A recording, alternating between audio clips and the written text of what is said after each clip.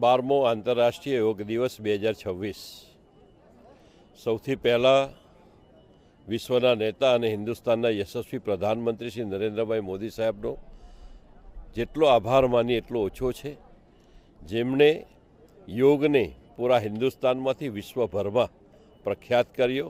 સમગ્ર વિશ્વ આજે યોગમય બન્યું છે, ત્યારે ફરીથી એક વખત નરેન્દ્રભાઈ મોદી સાહેબને લાખ લાખ અભિનંદન. યોગ મિટાવે રોગ. યોગને કારણે અનેક ફાયદા છે. યોગ ફક્ત આસન નથી, યોગ ફક્ત કસરત નથી, પરંતુ યોગ એક જીવન જીવવાની કળા છે. યોગ એક સાધના છે અને યોગના માધ્યમથી દરેક મનુષ્યનું જીવન એ સ્વસ્થ બને છે, તંદુરસ્ત બને છે, ફિટ બને છે. તંદુરસ્ત વ્યક્તિ જ રાષ્ટ્રનું નિર્માણ કરી શકે. તંદુરસ્તી દરેક વ્યક્તિની ખૂબ અગત્યની હોય, જેને કારણે યોગને ખૂબ મહત્ત્વ આપવું.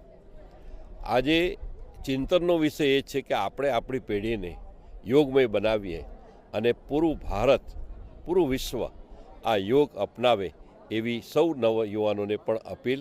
ફરીથી એક વખત યોગ દિવસે સૌ ભારતવાસીઓ, સૌ ગુજરાતવાસીઓને અનેક અનેક શુભકામના.